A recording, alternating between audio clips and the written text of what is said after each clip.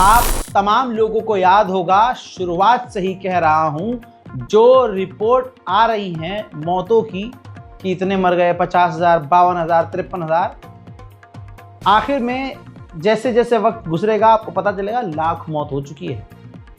Israel का अखबार हारेट्स, उसने रिपोर्ट जारी की और लिखा कि लगभग, और मैं कह रहा हूं कम से कम 1 लाख मौतें हो चुकी हैं गाजा के अंदर। अल्लाह अकबर। गाजा में 1 लाख निहत्तों को, भूखे को, प्यासों को, बच्चों को, औरतों को, बुजुर्गों को, जवानों को, पत्रकारों को, मेडिकल सर्विस से जुड़े हुए लोगों को इजराइल कत्ल कर चुका है। जब से ईरान से बुरी तरह से पिटा है इजराइल, ईरान का कुछ उखाड़ नहीं पा रहा है, तो ऐसा लग रहा है कि सनक कर, चिढ़कर, बौखलाहट में फिलिस्तीनी निहत्तों को इजराइल बुरी तरह से मार रहा है। 63 फिलिस्तीनी गाजा में सिर्फ 24 घंटे में कत्ल कर दिए गए हैं और इजराइल पूरी ताकत से पूरे गाजा पर बमबारी कर रहा है। आपको पता है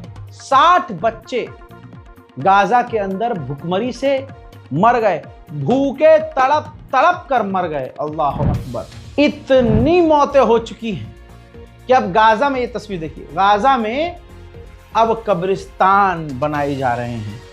भारी मात्रा में जगह जगह पर कब्रिस्तान बनाए जा रहे हैं और कईयों के बयानात ऐसे हैं जिसमें वो कह रहे हैं कि कल शायद हम भी इसमें दफन हों। हजरात, ऐसे हजारों लोग हैं जो अभी तक लापता भी हैं। अब तो यूएन के चीफ ने भी कह दिया है, लीजिए रॉयटर्स के जरिए आपके सामने रिपोर्ट। यूएन के चीफ ने कहा है कि यूएस बैक जो एजेंसी है जो गाजा के अंदर मदद बांट रही है, असल में वो लोगों को मार रही है। एक मंजर दिखाऊंगा गाजा के अंदर कैसी बमबारी हो रही है, ये देखिए। ऐसी बमबारी इजराइल फिलहाल कर रहा है। चीथड़े लोगों के हवा में उड़ते हुए नजर आ रहे हैं। अब दुनिया कह रही है ईरान क्यों नहीं कहता।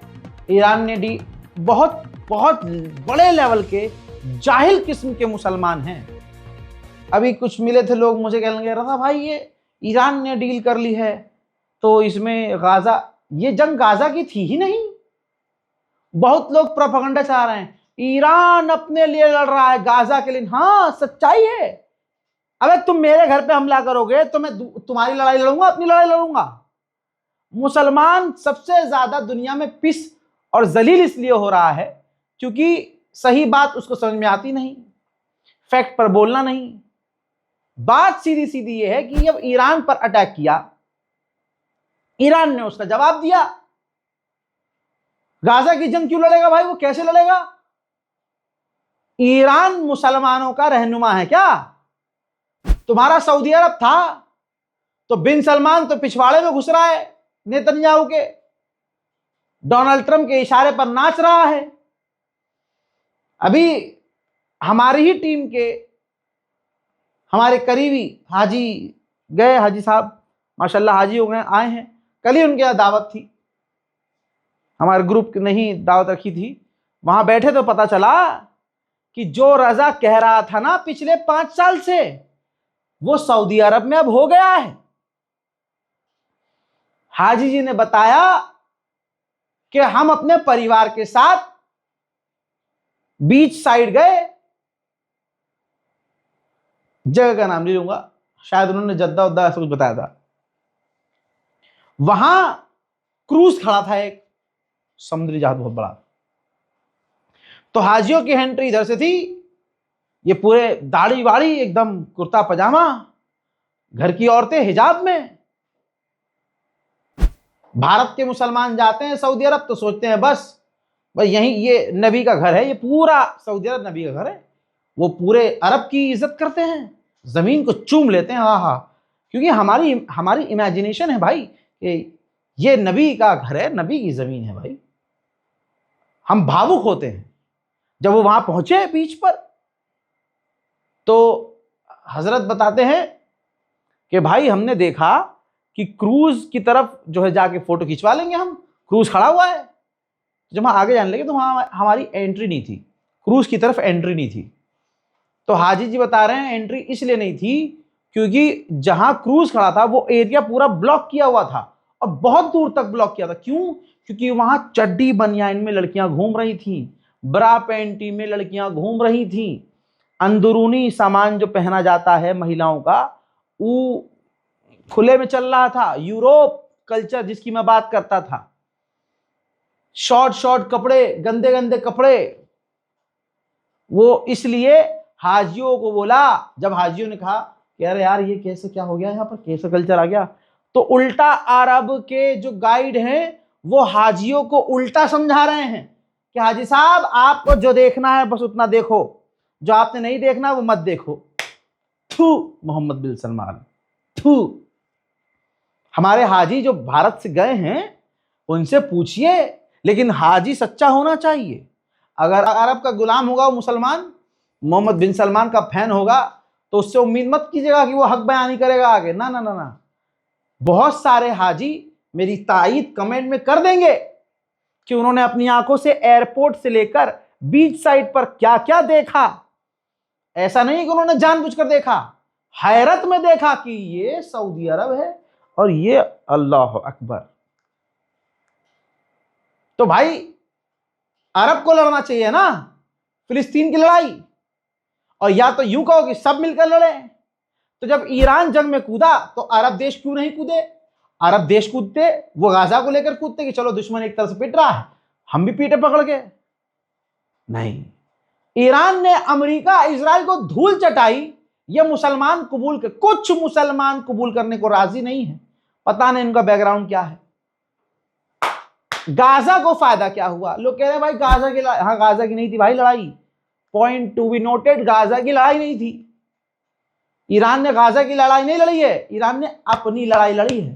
तुम्हारे बाप में दम है इन अरब वालों को तो काहे गुलामी करते हैं? लड़ लें अमेरिका इजराइल से। गुलामी क्यों कर रहे हैं अमेरिका इजराइल की? लड़ लो अपनी लड़ाई जाके खुद, जैसे ईरान ने लड़ी, दी शहादत। लेकिन जिनके बाप दादा हुजूर को जंग में छोड़कर अकेले भाग जाया करते थे, उनकी औलादों में कहां दम होगा? वो तो सिर्फ हैदर की औलाद में दम हो सकता है कि आले यहूद से जाके सामने से लड़ ले। अब आप ये देखो कि आप हैदर के साथी हो या जो भाग गए हुजूर को जंग में छोड़ के उनके साथी हो। बहुत चुभ रहा होगा उन लोगों को जो खिलाफ अहले बैत के हैं लिबास उनका मुसलमान जैसा, हरकतें यहूद से बदतर हैं उनकी। बुरा लगेगा, मुझे माफ कर दीजिएगा, आप सब मेरे हैं। लेकिन बड़ा अफसोस होता है ऐसी बातें सुनने के बाद लोगों की, कि सामने दिख रहा है कि ईरान ने जो इजराइल का हाल किया उससे गाजा को क्या फायदा हुआ, ये भी सुन लीजिए। अब फायदा ये हुआ है कि इजराइल के बारे में कहा यह जा रहा है कि डील हो सकती है, उसके हथियार खत्म हो रहे हैं, कम हो रहे हैं, लेकिन वो जताना नहीं चाह रहा कि उसके हथियार कम हो रहे हैं, इसलिए वो गज्जा पर बड़े हमले कर रहा है। ये फैक्ट है। दूसरी तरफ ईरान बहुत नुकसान उठा चुका है और ईरान फिर भी नहीं झुका। तो अपने लिए यही बहुत बड़ी बात थी कि एक कुरान तो हमारा एक है, अरे अल्लाह तो हमारा एक है, 1,24,000 अंबिया तो हमारे हैं। अब आगे की लड़ाई हमारे घर के अंदर की है। वो जाहिल आदमी, जाहिल मुसलमान है जो सड़क पर जाकर लड़े इमामत पर और खिलाफत पे। भाई अल्लाह के नाम पर एक हो जाओ, यही बहुत बड़ी बात थी, समझ रहे हैं? लेकिन लोगों को बहस करनी है, मुद्दों को समझना नहीं। हालत गाजा की ऐसी है, अब लोग भूख से मर रहे हैं, रो रहे हैं भूख से। एक छोटा सा बच्चा मदद लेने गया था, ये जानने के बाद भी कि वहां कत्ल किया जा सकता हूं, लेकिन मदद लेने के लिए गया, हाथ कुछ नहीं लगा तो वो रोता रहा और रोते रोते कहने लगा कि मैं मदद के लिए गया था, मदद लेने गया था और मेरे हाथ कुछ न लगा। ليش تعيط انت؟ مرات تحيز الاطفال اخوات الاطفال جوعانين لك يعني من امبارح ها؟ आप दर्द नहीं समझ सकते गाजा का।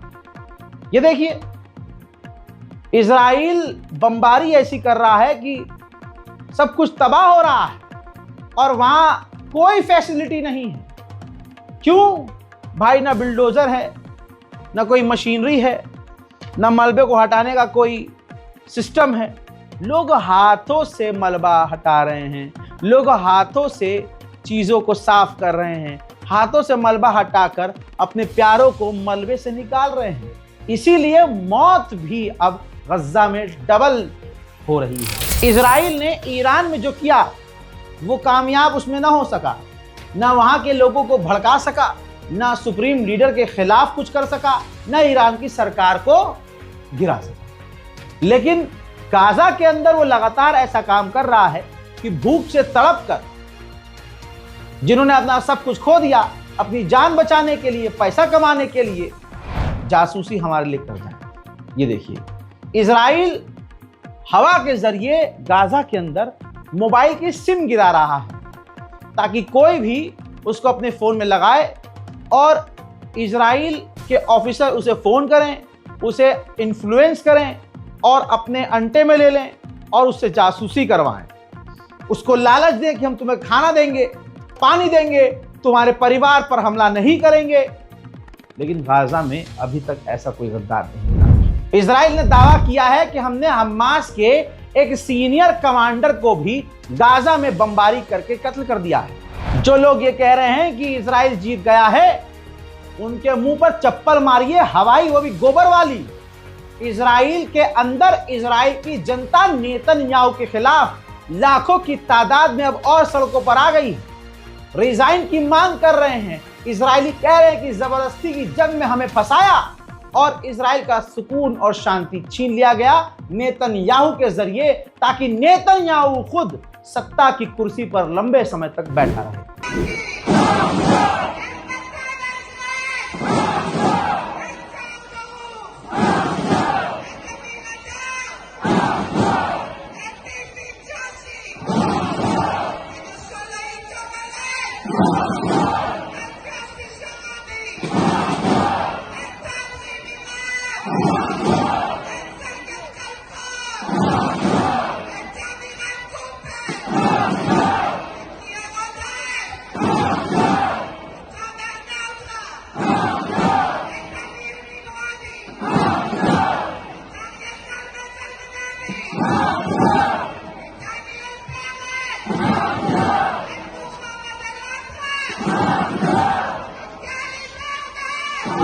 अरब देशों की औकात क्या है? आप उनके रहनुमाओं को, बादशाहों को देखिए।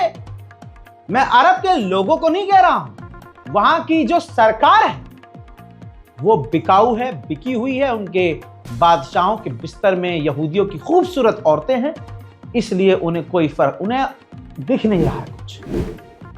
आयरलैंड एक गैर मुस्लिम देश है, रिपोर्ट आपकी स्क्रीन पर है। दुनिया का पहला एक ऐसा देश, वो भी नॉन मुस्लिम देश है, ऐसा देश बन गया है जिसने इजराइल के साथ इंपोर्ट बंद कर दिया है। इजराइल के ऑक्यूपाइड इलाके, फिलिस्तीन की जमीन पर जो कब्जा करके जो कंपनियां बनी हैं इजराइल की, उन कंपनियों के साथ आयरलैंड ने काम करना बंद कर दिया है।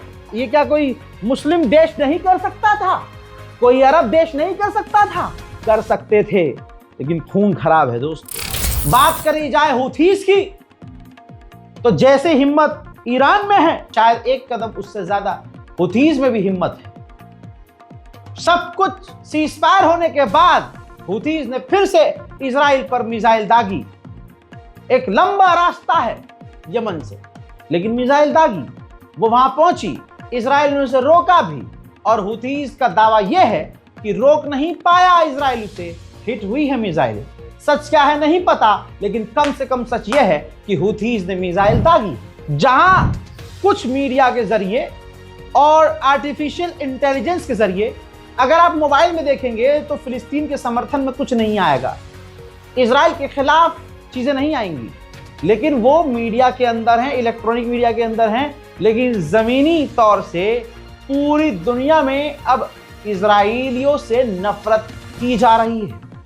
ब्रिटेन जहां पूरी तरह से इजराइल के साथ है, वहां बर्तानिया की जनता ने दिखा दिया कि इजराइल हमारे पैरों पर है, हम कुचल चुके हैं इजराइल को। एक रैपर ब्रिटेन में लाइव कॉन्सर्ट में ब्रिटेन के अंदर करोड़ों के मजमे में नारा लगाता है फ्री फ्री फलस्तीन और डेथ टू आईडीएफ इजरायली सेना के खिलाफ, और जनता वहां मिलकर उसको जवाब देती है और फिलिस्तीन का झंडा मजमा लहराती है। बर्तानिया के अंदर बर्तानिया के लोगों ने अपनी सरकार के मुंह पर थूक दिया। अल्लाह अकबर। अब ये देखिए, ये इजराइल के लोग हैं, सेटलर्स हैं, फिलिस्तीनियों के खेत में, उनकी गाड़ियों में, उनके घरों में अभी भी आग लगा रहे हैं। उधर लेबनान पर भी इजराइल के हमले जारी हैं और उसने दावा किया है कि लेबनान पर हमने हमला करके हसन नसरुल्लाह के एक करीबी को कत्ल कर दिया है। विजुअल पर मत जाओ कि इजराइल पूरी ताकत से गाजा पर हमला कर रहा है। अंदर की रिपोर्ट यह है कि उसके हथियार खत्म हो रहे हैं। डोनाल्ड ट्रंप अब इंटरेस्ट नहीं रखते कि अब इजराइल को एकदम से और हथियार दिए जाए, क्योंकि उसको अपनी भी सेफ्टी चाहिए ना, अपने एयर डिफेंस सिस्टम, अपने ड्रोन, अपने लिए भी सब कुछ चाहिए। रिपोर्ट यह है कि नेतन्याहू राजी है अगले 10 दिनों के अंदर गाजा की डील करने के लिए, लेकिन फिर भी मैं खुद कह रहा हूं, नेतन्याहू अगर ये कह रहा है कि मैं राजी हूं तो बात मत मानना। बस दिन गिनिए और दुआ कीजिए कि ये डील जल्द हो जाए और गाजा में नरसंहार बंद हो जाए।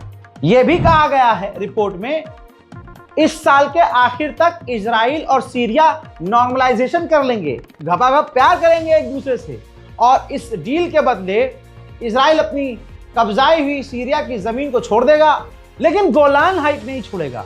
गोलान हाइट को पूरा एक पीस पार्क बनाया जाएगा जिसको इजराइल का हिस्सा माना जाएगा। इसीलिए आपको पता है ना, ईरान पर हमले की निंदा पूरी दुनिया ने की, जिसमें मुस्लिम देश तो सारे शामिल हैं, लेकिन सीरिया ने निंदा नहीं की थी क्योंकि उसे इजराइल से डील करनी थी।